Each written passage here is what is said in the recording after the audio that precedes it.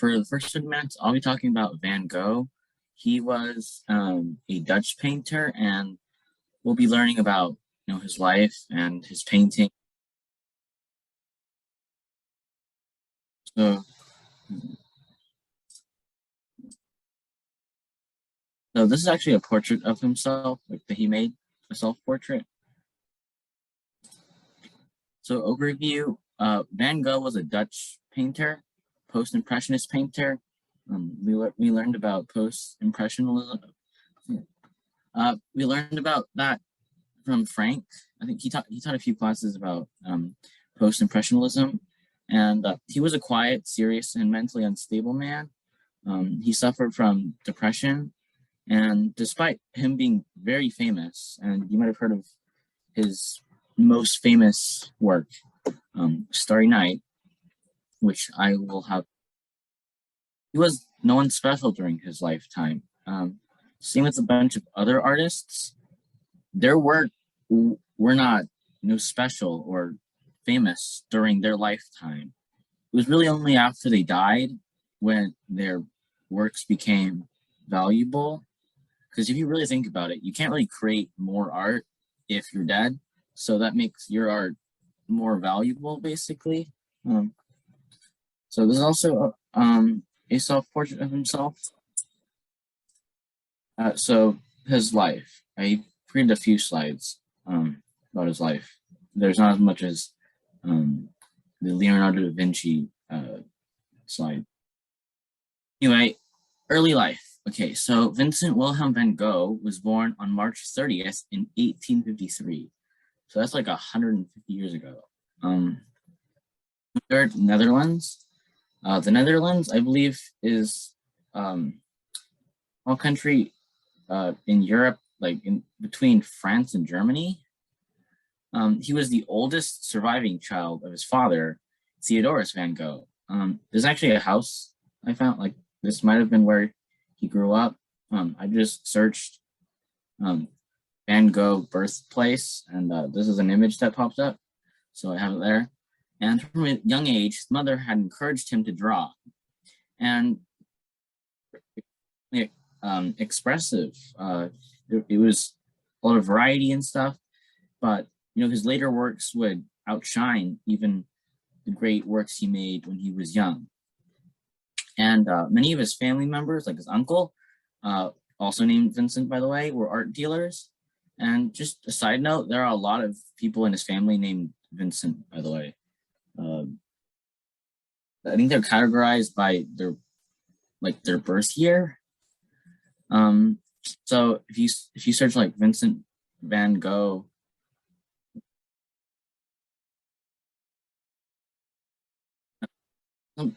there's another Van Gogh, Vincent van Gogh, his uncle, born in 30 years ago, or this Van Gogh was born. You'll find like things he did and stuff. He was happy at this time. He didn't really suffer from depression as much. He would get depression later in his years when he yeah. However, he was happy at this time, and at age 20, which was like halfway through his life already, he was earning more than his father. I forgot a period there. Wait, he was earning more than his father, which I don't remember what he was an art dealer as well, because depression. He suffered from extreme depression and poverty. No one really bought his work because he wasn't really special during his lifetime. His younger brother Theo supported him financially. It's like he gave him money and like place to live and something like that. Anyway, his early works started to hint at his revolutionary painting style, which used bright and striking colors, like really bright colors, like bright yellow, like that, which distinguished him from other painters of his time. So it's like if you really think about like a painting made by Van Gogh, you'll usually see something at the center and then other things, other colors in the back that really make the main thing stand out. And so that really what made his painting special. He became depressed. He turned to religion. He became a Protestant and dreamed of becoming a pastor. This is not a painting made by Van Gogh. It's just what I found when I searched pastor.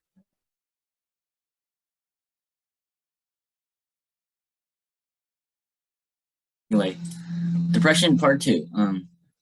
Van Gogh worried a lot about his mental health. He would spend a lot of his later time in asylums. He made a lot of paintings while in asylums. For example, he created The Starry Night while in an asylum. He would suffer from psychosis and hallucinations. He drank a lot and he did not eat well despite not eating meat. He would commit suicide on July 27th.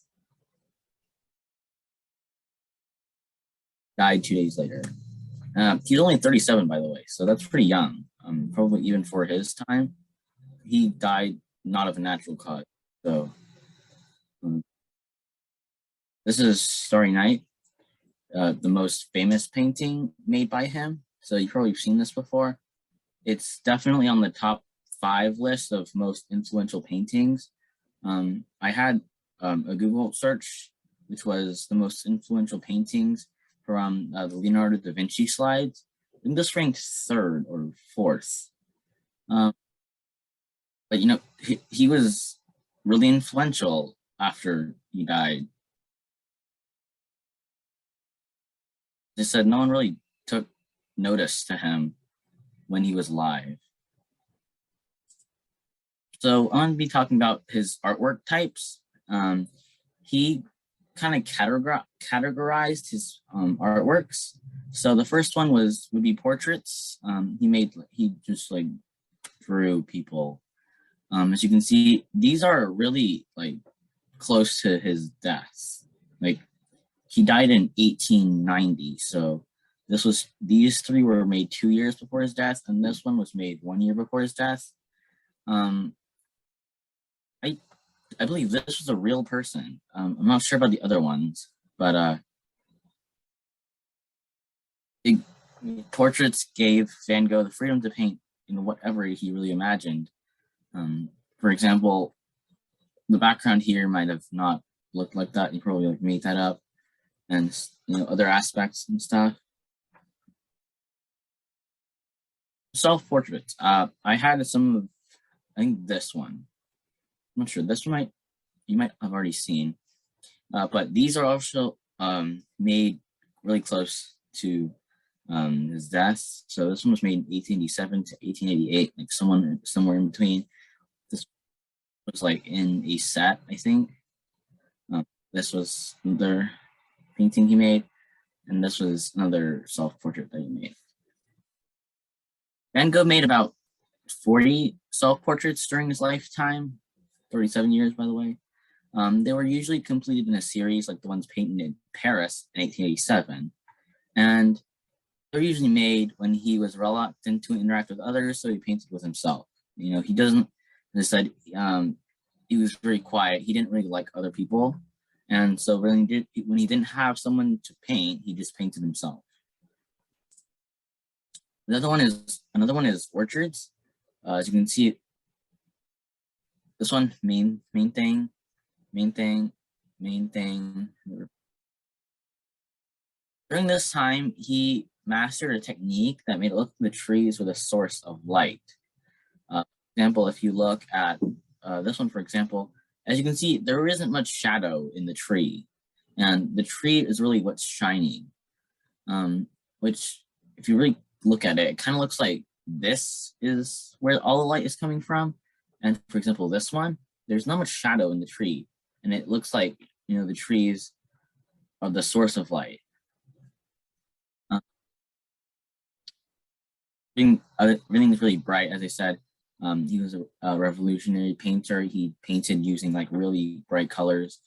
As you can see in this one, really, really, really bright yellow here and here.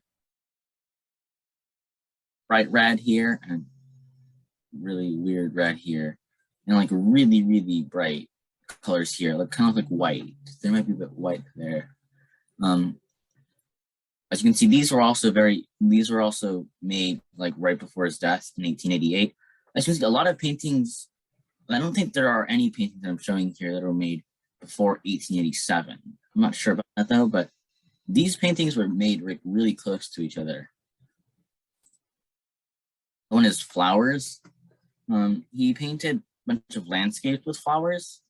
As you can see in the last one, I think there were a bit of flowers on the ground and stuff, but flowers by themselves were like another set. Very dark, a very bright yellow, very bright yellow, very bright yellow.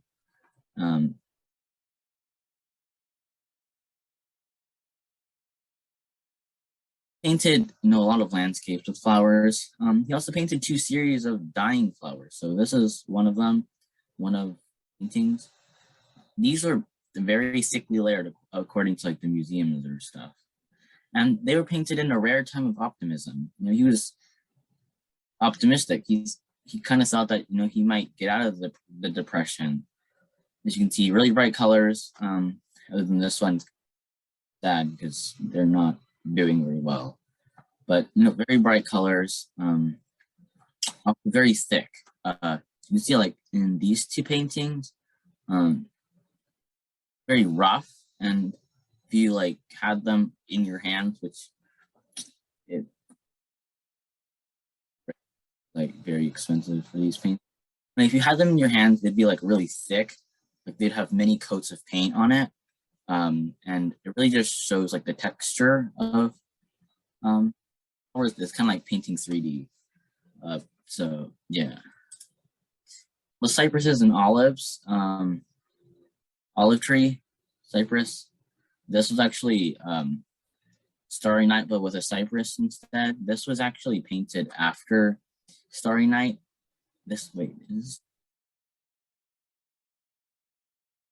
something like that. But basically a recreation of Starry Night, but with cypress instead, with like cypress instead of like a tower or whatever here. He painted 15 cypresses, which he became fascinated with. Like as you can see, like one here, one here. These are just 2. Cypresses had traditionally been associated with death, so it's like a representation of death. Very gloomy, but he was fascinated with these. They're just trees, I guess. I don't really understand. And he also painted olive trees. For example, this one he considered to be tough and demanding. He thought, this was part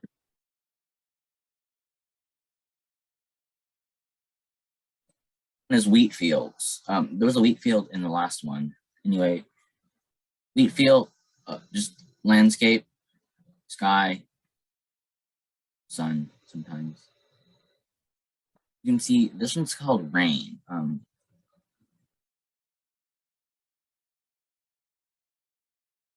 Van Gogh's paintings during the last few years, 1887 through 1889, some showed his desire to return to a healthy mental state. Some were really clear and bright, which really showed that he wanted to be happy. But his last few works still were like filled with ominous clouds and things that were gloomy. For example, Rain. This one looks like really sad. It was really dark. This one, for example, it kind of looks like there's clouds gathering for like a rainstorm or something. Bright colors here. This actually mean 8. Yeah. So, art looted by the Nazis. During the First World War, before the First World War, which is like 1914, Germany actually owned more than 150 Van Gogh paintings and drawings. About 2/3, so 100 of them, were owned by Jewish collectors. The French, by contrast, had 3. That's significantly less than how much Germany had. But Van Gogh's paintings were stolen during the Nazi period. They were extremely anti-Semitic, and they persecuted the Jewish collectors. They exiled them or executed them, and they took their paintings. Some have resurfaced in auctions or museums, but there are a lot of paintings that are still out there. I believe I forgot what it was, but apparently there's maybe 80 that are still out there, according to this U.S. stolen art website. And there's also one in Germany that claimed there's 19 or something. The Diggers, this was actually a painting stolen. This had resurfaced and right now is in I think it's in the Detroit Institute of Art. So this one's resurfaced. This one, however, this one was destroyed in an Allied bombing during the Second World War. They bombed a German art museum that contained stolen art, and this one was destroyed in that bombing. The Second World War was from 1939 to 1945. So sort of more modern. He did a lot of stuff in his lifetime. 7 years, by the way. So artworks. He created a lot of paintings. In fact, he created more than 2,100 artworks that included over 800 oil paintings. I showed these two and this one as well, but you really have to remember this one because this one is probably the most important one of all the Van Gogh things. The noteworthy ones, the wheat field and cypresses, of course, Starry Night, and his popularity skyrocketed after death. Controversy and stuff really get people's attention. And another new way of painting. Notice how yellow and blue are mixed together, and since the dark blue is there, it really makes the yellow stand out.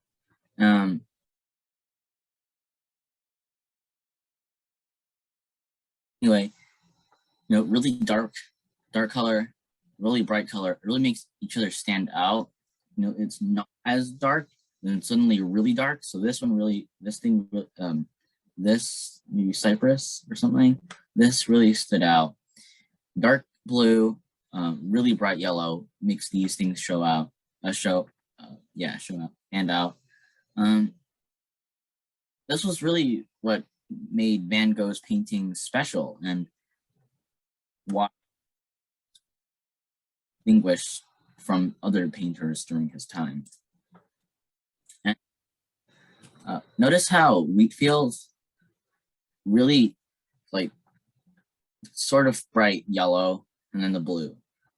Since the background is somewhat blue, it makes the front, the main part, the yellow right here, really stand out. Blue and yellow are actually called complementary colors. These are easily distinguished because they're complementary colors.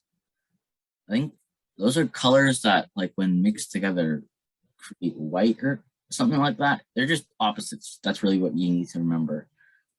Another example of complementary colors are red and green. Purple, I believe. I don't think he made any with orange and purple. I'm not sure. Thank you for listening.